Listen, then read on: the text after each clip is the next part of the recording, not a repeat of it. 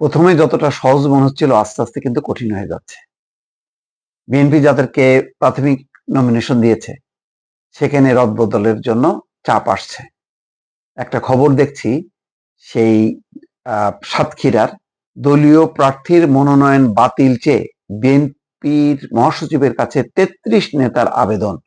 সাতক্ষীরা ২ আসনে দলীয় প্রার্থী আব্দুর রউফের মনোনয়ন পরিবর্তনের দাবিতে বিএনপির মহাসচিব মির্জা ফখরুল ইসলাম আলমগীরের কাছে সাতক্ষীরা সদর উপজেলার ৩৩ নেতা আবেদন করেছে। হিউজ।